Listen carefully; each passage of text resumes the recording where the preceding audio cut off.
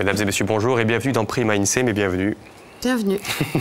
Diane, on représente nos amis, pour ceux qui n'étaient pas avec nous pendant le Mondial INSEE, mais bien sûr. Il y a Crimo El Majouti qui est président de l'association Corse Maghreb et de l'amitié qui lie ces deux terres, et Jérôme Ferrari, écrivain insulaire et qui s'exporte très bien. Et puis qui a travaillé justement en Algérie, c'est la raison pour laquelle vous êtes là, parce que vous l'avez compris, on va parler de l'Algérie principalement aujourd'hui et demain. Aujourd'hui, ça sera plutôt le côté sociétal, et demain, on va parler de la relation historique entre la Corse et l'Algérie, bien sûr. Mais avant cela, avant que vous ne parliez, que vous vous appreniez bien des choses sur l'Algérie et puis sur les relations, bien sûr, c'est avec vous qu'on commence, hein, Diane? Avec plaisir. Et votre histoire d'un jour. Commencer tout de suite avec, puisque nous sommes le 20 mars, un état des lieux assez simple à faire, c'est le printemps. Ouais. Et donc, c'est le printemps, c'est le premier jour dans notre hémisphère. Et donc, je voulais vous passer des images cucu comme j'ai l'habitude de le faire, puisque Vivaldi nous accompagne. Là, je sais pas, même sur le continent, c'est le printemps. Même en Corse, c'est le printemps. Et même... Sauf dehors. Dehors, c'est pas le printemps, hein, parce qu'il pleuvait tout à l'heure. Voilà, hein. Mais je préfère donner des images du printemps, je dirais les grands... Comment ça s'appelle déjà? Un cliché, les clichés du printemps. Et même Botticelli nous peignait le printemps, on va le voir à l'image, j'avais envie de nous... Voilà, j'ai fait une petite thématique printemps. C'est le printemps selon Botticelli, voilà. ça. Et étymologiquement, il faut savoir que printemps provient du latin equinoctium, donc equus, c'est égal, et nox ou noctis, c'est la nuit. Donc en fait, ça vient qu'à l'équinoxe, le jour et la nuit sont exactement...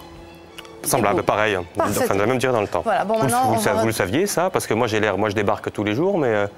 Voilà, non plus, hein, comme moi quand même, rassurez-moi. Rassurez-moi, les gars. Mais je n'apprends rien.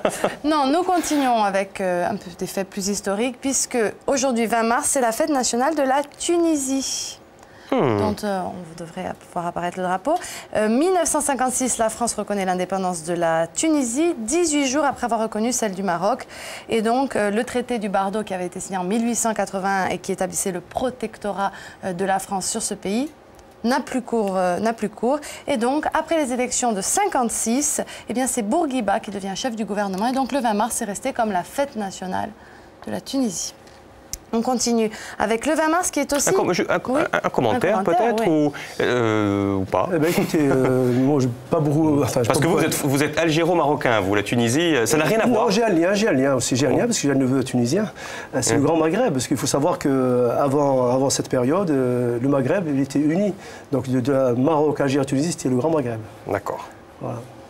Rivalité encore entre les trois... C'est le propre de l'homme. Oui. oui, je pense. D'ailleurs, je viens d'apprendre, il y a une délégation, une sélection d'Alger qui n'est pas allée au meeting de Rabat, et une sélection de Maroc qui n'est pas allée au meeting d'Alger, tout simplement pour... petite querelle. Et après, quand on se retrouve en Corse ou ailleurs, on peut dire sur le continent, enfin oui, puisque c'est le continent européen, le continent africain, est-ce qu'il y a encore ces trois peuples qui sont bien distincts ou il y a une solidarité entre vous? Ou est-ce qu'on fait vraiment la différence? Vous avez bien dit le peuple. Le peuple, je pense qu'il n'y a pas de problème entre les peuples. D'ailleurs, l'amitié entre les peuples, je pense que ce qui pose problème ou pose frontière, c'est les stratégies politiques et tout ce qui va avec. Hein. Mais ceci dit, bien sûr, lorsqu'il y a un match de foot entre Alger et Rabat, bien sûr qu'il y a rivalité. Tu m'étonnes. On en parlait, il y a la rivalité, on en parlait avant l'émission entre les villages. Donc, voilà. Diane, nous continuons avec une autre fête. Le 20 mars, on célèbre beaucoup de choses, puisque le 20 mars, c'est aussi date retenue pour fêter la francophonie et la langue française. On voit le symbole de cette manifestation. Cette date a été retenue en commémoration de la signature en 70 au Niger du traité portant sur la création de l'ACCT. Qu'est-ce que c'est? C'est l'agence intergouvernementale de la francophonie. Voilà. Et donc ce 20 mars, c'est une journée de fête depuis 1998 et c'est une occasion de célébrer cette langue. C'est quand même un lien qui unit 170 millions de locuteurs dans le monde. C'est pas rien, on le fête même en Chine, la journée de la francophonie. Voilà, donc il y a de nombreuses manifestations, notamment sur la poésie, etc., etc.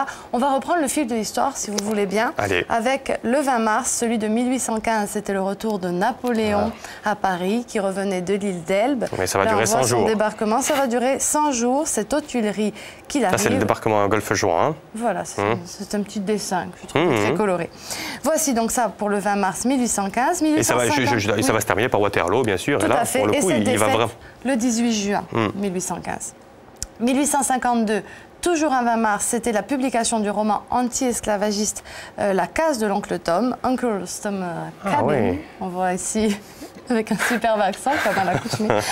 Voilà, de l'américain Harriet Beecher Stowe. Et donc, il y a quand même eu 300 000 copies à cette époque en quelques mois. Voilà, c'était important. Oui, j'en suis sûr. Je l'ai pas lu, moi. On va demander peut-être Jérôme, vous l'avez lu? Non. La case de l'oncle Tom? Vous lisez plutôt, tiens, vous lisez plutôt des romans, parce que vous êtes professeur de philosophie, ou plus de la philosophie? J'ai mes périodes, mais globalement, sur le bilan, c'est à peu près égal. À peu près égal. Et les romans, vous lisez plutôt des romans actuels, des romans nouveaux, ou les vieux classiques? Des auteurs fétiches. Ça doit faire maintenant 3 ou 4 ans que je lis plus de littérature contemporaine, y compris française. Avant, la littérature contemporaine que je lisais était toujours étrangère. D'accord. Et donc, j'y connaissais rien en littérature française contemporaine. Maintenant, je m'y connais un petit peu plus. Et elle vous plaît? Oui. Il y a un nombre monstrueux de livres qui sortent. Bah oui, donc, justement, il y a 700 livres à la rentrée littéraire. Chacun a quand même des chances d'y trouver son bonheur. D'accord. Bon, c'est une question qui revient tout le temps, mais alors votre livre de chevet, sinon, en ce moment? J'ai pas de livre de chevet. C'est vrai? Non, j'ai pas. Ah non, mon livre fétiche, je suis fatigué. C'est vrai. Fétiche de chevet. J'avais cru, non. Fétiche. Non, parce que moi, je parlais de moi aussi un petit peu. Moi, j'ai pas de livre de chevet non plus. J'ai plusieurs livres et de temps en temps, j'en prends un, j'en lis un petit peu, je pioche. D'abord, j'en lis. En général, j'en lis plusieurs en même temps. Ah, je suis comme vous, moi. Type qui va souvent, je suis en train de lire. C'est un bon point commun. Je suis en train de lire un roman israélien. Emmanuel Pinto s'appelle Acouphène, sur quelqu'un qui est revenu de la guerre du Liban et qui souffre, comme le titre l'indique, d'acouphène. Et c'est extraordinaire. Très bien. Eh bien, nous continuons avec une dernière date pour terminer sur cette journée printanière. 1969, le 20 mars, c'était le mariage à Gibraltar de John Lennon et de Yoko Ono, deux personnages emblématiques qui sont sans aucun doute bel et bien des enfants du printemps. Et pour terminer, c'est avec ce jeu de mots débile, je terminerai avec une chanson de Tom Waits, You Can Never Hold Back Spring. C'est pour ça il faut en profiter, le printemps s'en va très vite. Back spring. C'est bien gai, ça. C'est une super chanson que mélancolique. je conseille à tous nos téléspectateurs. Voilà. C'est le printemps aujourd'hui. C'est le On a printemps. l'impression de revivre quand c'est le printemps. C'est vrai, sauf avec Tom Waits, mais bon. Voilà. Allez, c'est l'heure d'accueillir notre chroniqueuse du jour qui s'approche tout doucement, qui s'approche.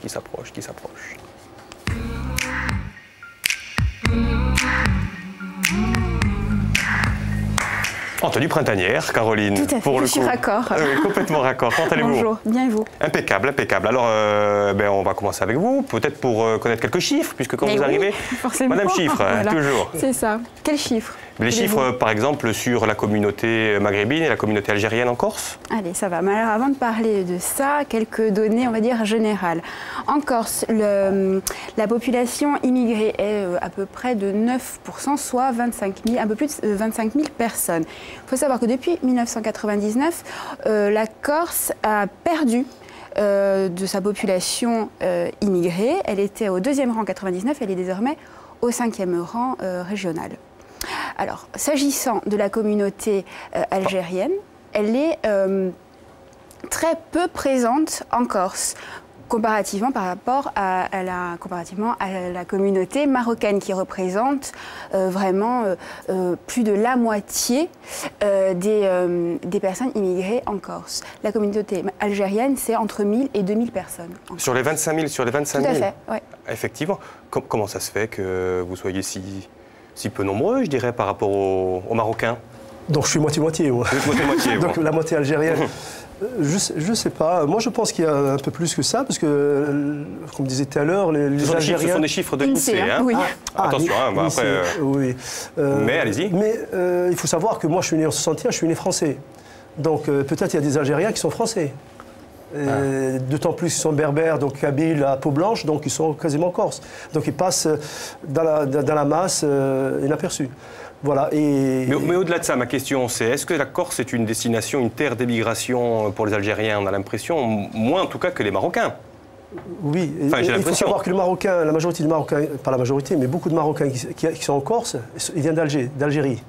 ont suivi les Corses, leurs patrons de l'époque, qui sont revenus ici en Corse.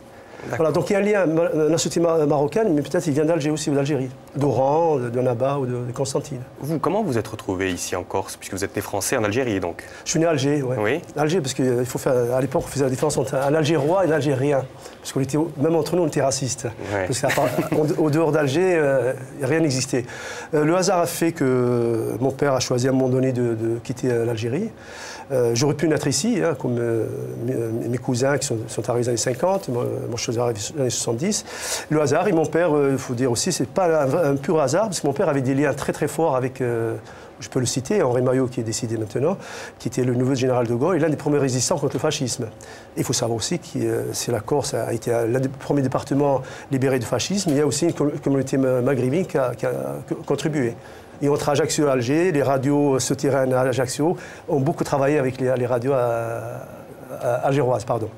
Voilà. Donc il y a un lien humain, au-delà de la politique et de l'économie et tout ce qui est stratégique. Il y a un lien humain, et mon père s'est retrouvé ici, mes oncles, parce qu'ils avaient une vraie amitié avec les Corses. Parce qu'on donne quelques exemples des Corses qui à l'époque, on parle un peu d'histoire, au XVIe siècle, il y avait, si je ne me trompe pas, il y avait une dizaine de milliers de Corses. Ah bon, on le verra demain, ça. On le verra. Suivez l'émission de demain, parce que demain, nous avons des historiens en plateau, et vous nous expliquez un petit peu justement l'histoire des relations corso-algériennes. Et effectivement, on va parler de ce fameux XVIe siècle. Il paraît, je m'adresse à tous les deux, parce que vous avez enseigné, vous, au lycée international d'Alger, c'est cela? Oui, lycée français. Hein. Lycée français. Il s'appelait lycée international parce qu'il préférait qu'il n'y ait pas marqué lycée français sur le fronton, mais c'était des... C'était quoi le principe du lycée international C'était d'être un lycée français. Oui, mais c'est simple, hein, donc... Mais il n'y avait que des Français qui étaient acceptés ou... Ah non, il y avait 96% d'élèves algériens ou binationaux, franco-algériens. Il n'y a pas de communauté française. Et on n'y parle que français. Il n'y a pas de communauté française suffisante en Algérie pour remplir un lycée. Je pense que dans le réseau des lycées français, ça doit être un des lycées dans lequel il y a le plus d'élèves locaux. Et où il y avait quelques... Je ne sais pas, il devait y avoir 2 ou 3 élèves français, 2 ou 3 belges, mais la grosse majorité, c'était des Algériens ou des Franco-algériens qui étaient nés en Algérie. D'accord. Ouais. Oui. Si je ne me trompe pas, l'idée d'une école française à l'étranger, c'est pas destiné aux Français à l'étranger, c'est destiné aux étrangers pour s'accaparer la culture française et la véhiculer à leur tour. C'est quasiment des ambassadeurs.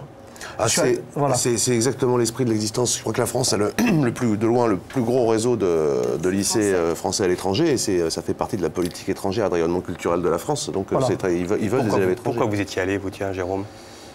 Pourquoi j'étais allé à Alger? Oui. Parce que c'était le poste disponible l'année... Ah, c'est pas un choix, c'est pas un choix pour la parole de la France, non? C'était juste comme ça?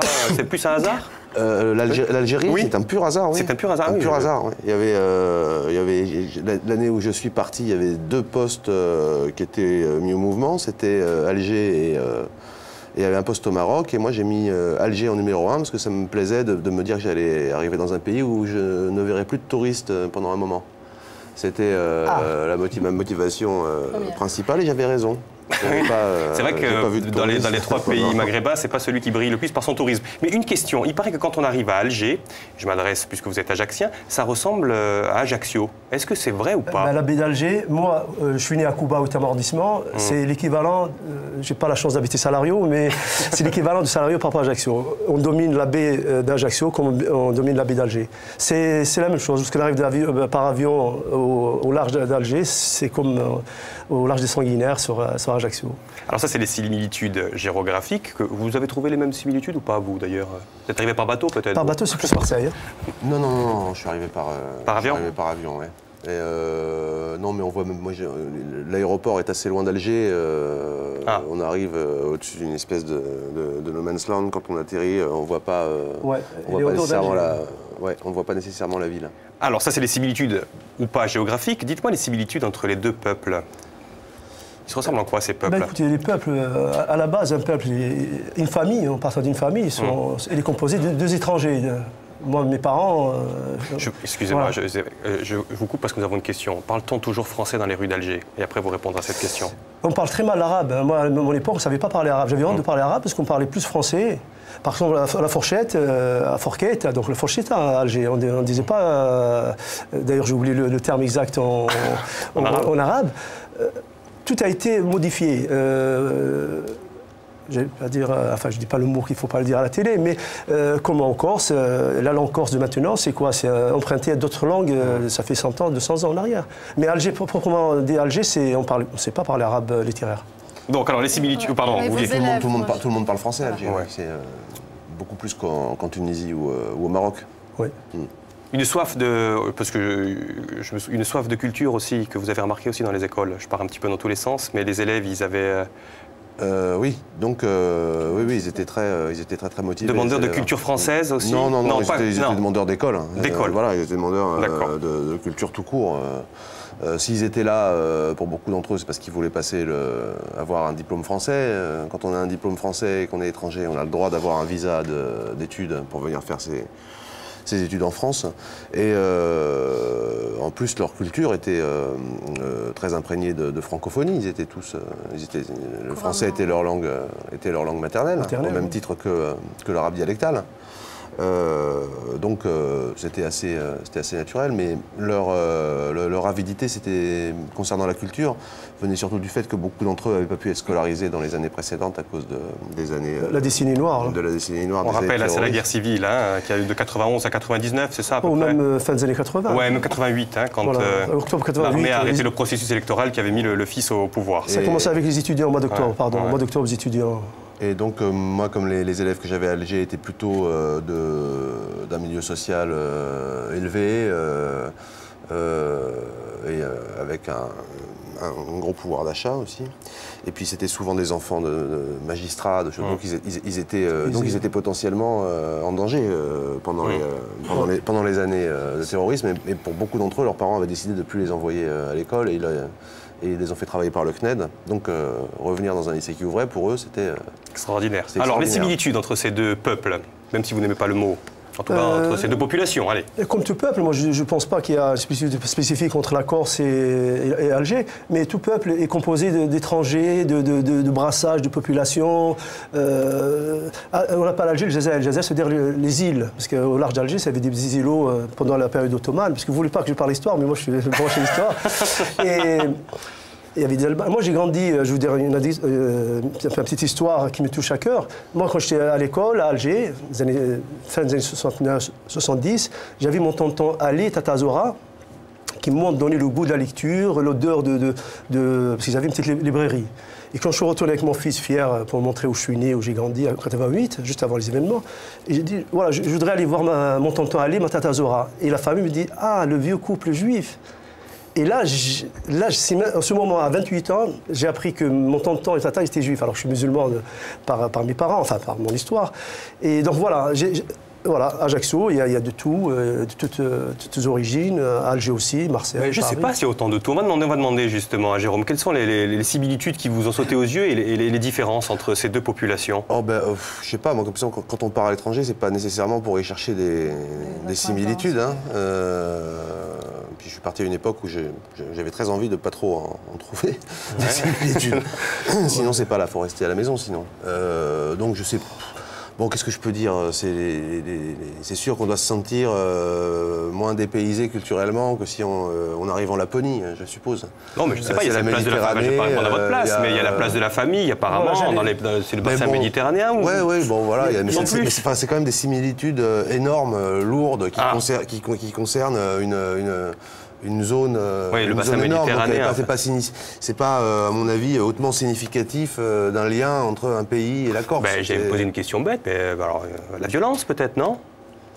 Oui, c'est pas non plus d'une spécificité extraordinaire. Oui, c'est vrai. Tout à l'heure, vous avez parlé de la famille. C'est vrai que moi, mon premier voyage, encore une histoire personnelle, quand je suis passé de CM2 en 6e, ma mère m'a payé un voyage qui m'a peut-être façonné par la suite, c'était en Kabylie. Donc on est monté au village d'Alger, une métropole, aller dans un petit village kabyle. Quand je suis arrivé en Corse, dans les années 70, j'ai retrouvé la Kabylie.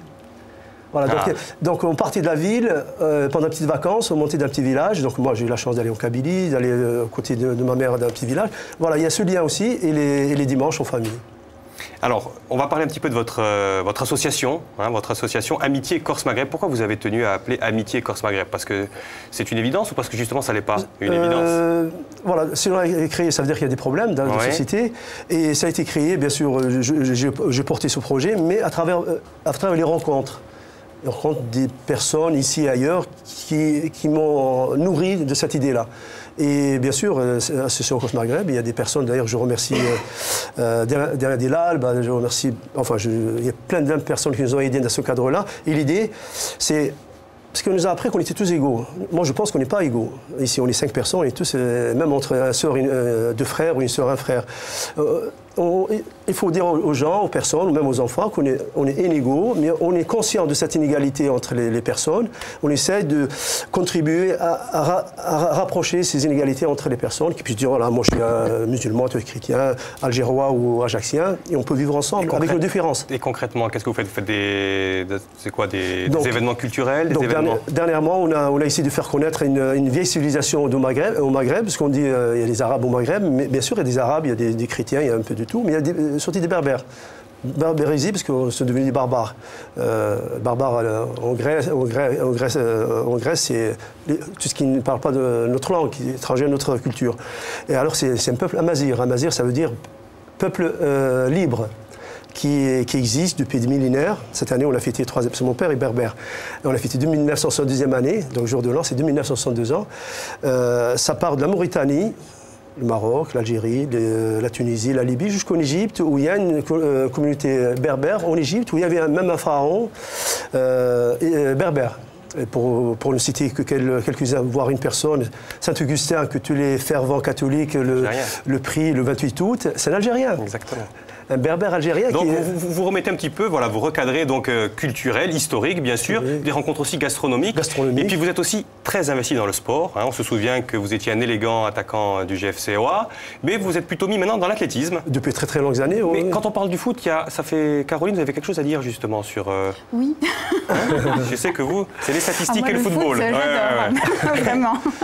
Donc il y a Rachid Mekloufi, qui est un footballeur un peu particulier. Alors idole absolue en Algérie, il est né en 1936 à Sétif, donc en Algérie. Il a la particularité d'avoir joué à la fois en équipe de France et en équipe nationale d'Algérie, donc au cours de sa carrière. Alors c'était fin des années 50-58, il joue à Saint-Étienne. Là, il est remarqué par le sélectionneur national français. Meilleur espoir, considéré comme l'un des meilleurs espoirs, il participe donc à plusieurs matchs. La guerre d'Algérie, les événements d'Algérie, on dit. Oui, enfin voilà. À l'époque, on disait. Oui, les événements où la guerre, enfin c'était une guerre. Rachid rejoint le 11 du FLN pour des différents matchs de gala, Front de Libération Nationale. Pour des matchs de gala, pour récolter des fonds et promouvoir donc la cause du peuple algérien. À la fin de la guerre, ce 11 est dissous et il rejoint, cette fois, l'équipe nationale algérienne. Ça n'empêchera pas de continuer sa carrière en France, d'abord à Saint-Étienne et ensuite, où je vous le donne en mille, au SCB, où il sera entraîneur-joueur. Ça, c'est la fin des années 60, début 70. Et ensuite, il deviendra à son tour sélectionneur de l'équipe d'Algérie et président un temps de la fédération.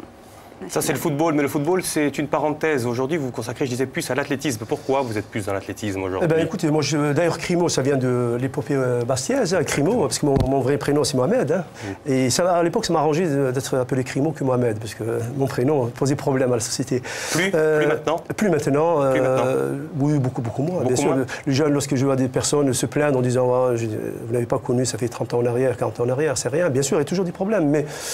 Beaucoup moins. Donc, moi, j'ai quitté le foot parce que j'aime le foot.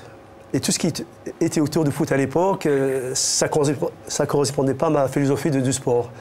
Et donc je choisis un sport individuel où je n'avais pas le droit de faire du mal à mon adversaire pour le battre. Parce qu'à l'athlétisme, effectivement, on peut battre l'adversaire sans être obligé de le toucher. C'est ce qui vous plaît. Voilà. Et puis c'est pas tellement la performance qui vous plaît en fait, c'est toute dans le sport, c'est... Le sport pour moi, encore une autre expérience de ma vie à Alger début des années 70 où on l'a accueilli, parce que j'étais encore à Alger, de l'autre côté, et on a accueilli les Jeux méditerranéens.